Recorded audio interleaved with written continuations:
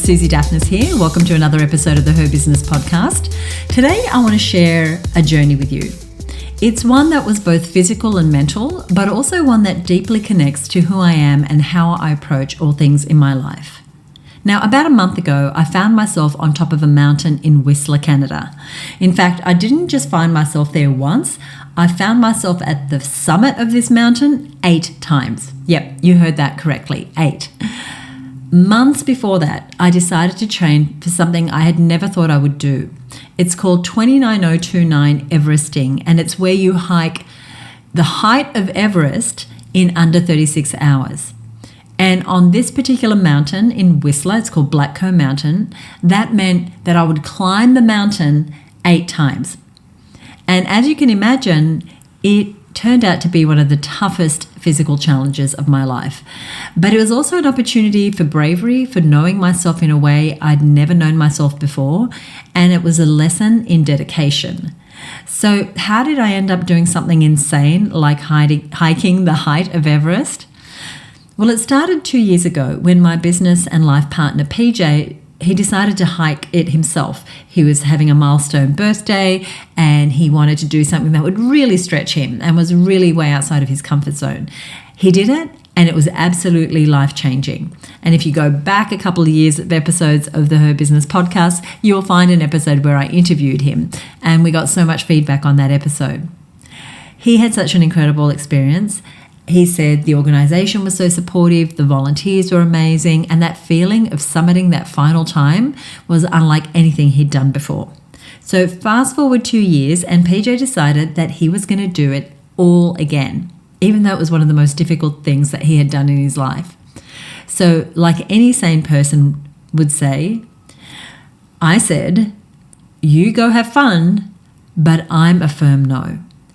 It just wasn't something I could see myself doing, and I thought that that was that. But on the day that the ticket sales opened up for this particular Whistler hike, a dear friend of mine was with us, and she heard that PJ was doing it, so she decided she was going to go for it. She was going to push herself to complete this extremely challenging feat as well. Now, this is a friend who I have run half marathons with, who I've trained with at the gym. We have a lovely friendship. And she told me that she was going to do it, and something clicked inside of me. I realized that even though this event was not something I would ever do alone, part of me really wanted to do it with her by my side. And I thought that if I had the support, that community around me, maybe I could actually do this thing. And I'm not ashamed to say that I don't think I could have done it alone. I think sometimes, especially in business, we need an extra push from a peer, right? I've always believed in the power of community, of accountability, and sometimes you just need a partner or a mentor to challenge you to step up. Or in my case, to step up 29,029 times, which is that's the number of steps it is, the number of feet it is, to Everest, the top of Everest. That's why it's called 29029 Everesting. So I got my ticket and I committed. And as soon as I did, I realized that I wasn't just in for a 36-hour journey in Canada, because this journey started months before. And I realized that it wasn't only going to be a physical challenge, it was going to be a mental, emotional, spiritual, all the things challenge. Now, I understood that I needed a specific goal. I needed a vision for this journey, because doing a hike like this is not something you can wing. So I began months of training.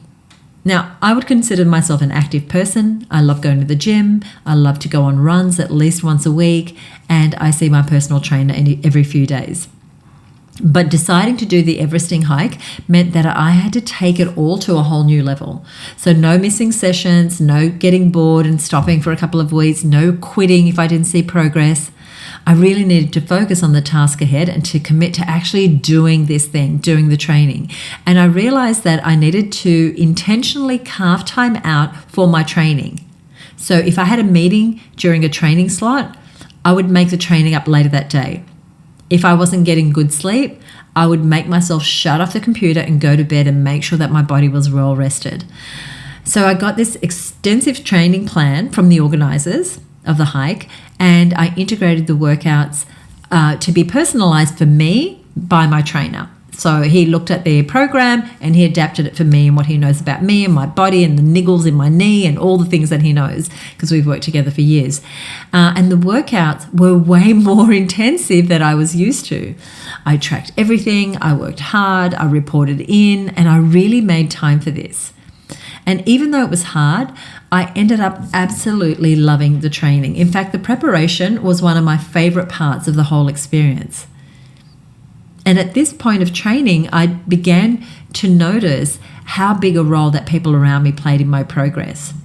And so I had my personal trainer, I had a chiropractor, and I had a massage therapist, and they were all helping make sure that my physicality was going to be right, that all the kinks were going to be ironed out, that my hip flexor wasn't going to let me down, or my knee wasn't going to let me down, that my body was recovering, that I was doing the right volume of training, that I was doing the right training. And the experts from the organization that was running it were all helping me on this journey. And maybe for the first time in my life, I was compliant. Now, compliant is not a word that I would describe myself as, but I found that in this situation, it was an asset to just do what I said I was going to do what they told me to do. If they told me to stretch, if they told me to do these 5 exercises before I went to bed, if they told me to do this workout for this many times at this particular heart rate, I was going to do it. If they told me to refuel and eat this and eat that, I was going to do it. Because my coaches, my mentors for this hike, they knew more than I did. They were experts when it came to these hikes. They told me what I needed to do to train, when I needed to do it, and I trusted them. Just like I would never have signed up for a hike like this without a support system around me, I would never have made it up the mountain without the incredible team around me helping me get there. And I want to say it's the same in business. When you find a coach, a mentor, and I'm so privileged to coach and mentor so many women business owners, then you want to respect that their experience, that when their coaching is what you want to do to get the result you want to get. So for me, that result is helping women run businesses, organize businesses, do great marketing, hire great people. And so for me, once I committed to these people were going to be on my team, they were going to be my mentors and experts, then I really leaned into their advice. And I think often as business owners, we need to remember to lean on people more often. We need a support system, expert guidance, and the willingness to trust and follow other people's advice. And it's all about surrounding yourself with the right kind of people and being open to learning new things. So after months and months and months of preparation, we finally got to Whistler, PJ and I, and my friend Dina, and we were ready to hike. And there was another group of people that we knew who were doing it, about 6 people. And we came in with this whole plan. So to reach the Everest height, you need to summit Blackcomb Mountain 8 times. But we decided we would do 6 summits on the first day, which meant getting done and getting to bed and getting a little bit of sleep at around 1 a.m. in the morning. And then that would give us a good head start. Then we would get up early the next morning and be back on the mountain to do the final 2 ascents and be done before the 36 hours was up. Now, that was our plan. And as you know, we can have a plan and things don't go to plan. And so I want to let you know that that's not what happened. Firstly, by the 2nd summit, I was ready to quit. I felt done. So despite us having watched the weather for weeks and weeks, it didn't go as planned. It was predicted to be clear, but the rain started right as we summited the very first time. And from there on, it was a downpour. And I'm talking about for a full day and a half of rain. So we were wearing rain ponchos. We were sweating buckets inside those ponchos. We hadn't trained with ponchos. We were wading through mud where there were no creeks. Suddenly there were creeks. And remember, we are on a ski slope. We are on a trail up where people normally ski. So it was just getting muddier and muddier and slipperier and slipperier. And it was already steep. And I was so done. I just wanted to quit. I didn't really need to do this. I had already done the hard work of training. I had already been up the summit once. I could stop, right? So the voice in my head was telling me those things really loudly. But I forced myself to remember that I made a commitment to myself. I said that I was going to do this and that I would complete it. And I had two goals. One was to complete, the other was to not be broken physically at the end of it, that my body would hold up. But I'd made a commitment to others as well. So I felt like I was held accountable for this slippery mess, literally, that I'd gotten myself into. So I actually needed to walk the talk for my community. If I quit, I would be going against everything I have ever said about determination and grit and perseverance, all those elements that you need to succeed in business. So I couldn't just abandon them while climbing the mountain. Those values, those things I hold very dear. So I just kept putting one foot in front of the other. I kept my eyes on the path ahead, and I just kept hiking. And I think what truly got me through that second ascent and the following ones were my two pace buddies, the friend who talked me into the whole thing, and a good friend and mentor, who I'll mention again later on. The three of us became, pace buddies. And if any of us needed to stop, we would all stop together. If we needed motivation to move, we would be there to give that to each other. If we needed food, we'd make sure that we stopped to have a bite to eat or that we refueled. So the entire time, we kind of refueled each other with whatever was lacking at that moment. And we mutually agreed that we would have to re-strategize because of the downpour. So we had all said we'll do 6 ascents to get a little bit of rest, get back up. Because it was getting dark, it was getting cold, we were wet despite wearing ponchos, and we were exhausted. So when the rain didn't stop, we had to change our plan. And so our original plan of doing 6 ascents and 2 on the next day was scrapped. So instead, on our 5th ascent, we knew we had to call it a day and change our plan. So we worked backwards to ensure that we'd have enough time the next day to complete the remaining 3 ascents. And even though this was not what we planned for, not what we trained for, it still got us to that 8th summit in time with loads of time to spare because we did such great time on day 1. And being adaptable and being able to roll with the punches was essential for this hike and life in general. Plans rarely unfold perfectly, and I'm sure you know that, and we just need to adjust without losing sight of the bigger goal. So I had my hiking buddies, I had the adaptability, but I want to talk about the other main motivation that got me up the mountain 8 times. I decided that I would dedicate each ascent to someone or someones in my life. So through the whole hike, each ascent, and there were 8 of them, I would be doing that for a person or a group of people. And so the first ascent I dedicated to myself. I dedicated to who I was when I first started in business, to the woman who grew despite all the doubt and the setbacks, that woman who had achieved so much. I dedicated that first one just to me. And I'm feeling a little emotional as I tell you this. And I think we all need to give ourselves a little bit more credit, a little more appreciation, because we deserve it, each one of us. The second ascent I dedicated to my family. So to the people who raised me, who supported me, and who worked hard to give me opportunities that they didn't have. The third ascent was to my friends, was dedicated to my friends. The people that I turn to when I'm facing setbacks, the people who I laugh with, the people who support me, who are there when times are tough, the people I'm able to really be me with, 100% of the time, and who accept me just as I am. That third trip up the mountain, that was for them. The fourth trip up the mountain, and we're still on day 1, during that really heavy downpour, rain poncho over me. Oh my God, I was so soaked. I thought about my team at Her Business. I thought about who I wanted to be for them, how I wanted to show up as a leader. I thought about the work that they were doing while I hiked, and how I wanted to be the best I could for them. And my last ascent on the first day, the 5th trip up Blackcomb Mountain, it was dedicated to my mentors. Not just my current mentors, but anyone who had been a mentor to me in my life. And I believe that mentors are some of the most powerful and important people in our lives. Mentors are the people who keep us lifelong learners. And my mentors have given me so much and I owe strategies, business success, and so much to them. And believe me, I needed their motivation at that last trip up the mountain on the first day. So after getting some rest, I had a really long hot bath with Epsom salts. We headed out very early, like before sunrise. It was just before 6 a.m. We had headlamps on, it was dark.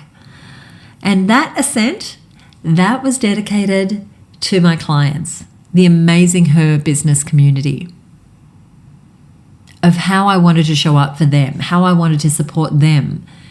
I reflected on the now 29 years that I have been supporting women business owners and how so many of the women in our community have been there for a large part of that time, and my commitment to supporting them to grow their businesses. I thought about my business and what it could be. I rethought about and recommitted to giving the best possible experiences I could to the women who come into my world. The 7th ascent, the one so close to the finish, I knew at this point I would be exhausted and I'd have to dig deep, and I dedicated to my partner PJ and my sweet dog Kona. And I thought on how much support and stability comes from my life at home. PJ and I, as this goes to air, are just about to close in on, I think it's 32 years together. And how my daily routines with my loved ones refresh me and refuel me to go out each day and make my business the best it can be, to be the best me I can be. And I took the time to really appreciate the support my partner has given me for all these years in everything I do. And yes, I do tell him that, and I did tell him that once he caught up to me, that is. He's going to love hearing that. And then that final ascent, I dedicated that one to me again. I dedicated to what I had accomplished and what I can accomplish, to what I was capable of, even when I doubted myself. And I thought about my physical body and how grateful I am for what it can do. I thought about my mind and how I love my creativity and my thought process. And I thought about my determination, my grit, my passion, all of the elements that make me who I am, the elements that have kept me going, kept me growing, and kept me on this path that has been so very rewarding. So during each ascent, I was intentional about what, why, and who I was doing this for. Each step up that mountain, I had those people in mind. And sometimes I can tell you those ascents were so hard that I just kept repeating my mentors, my mentors, my mentors, my team, my team, my team, as my body is burning, right? Thank you to my team. Thank you to my mentors. And this was kind of my internal dialogue. Sometimes it was external. The words were coming out. So during each ascent, I was intentional why I was doing this. Each step up that mountain, I had those people in mind. They were there with me energetically. Their support wasn't just emotional. It kept me going when my own energy was flagging. And I think I want to integrate that type of intentionality into my life more. The appreciation, the dedication to certain activities, to those who support us. Because in everything we do, none of us is actually climbing alone.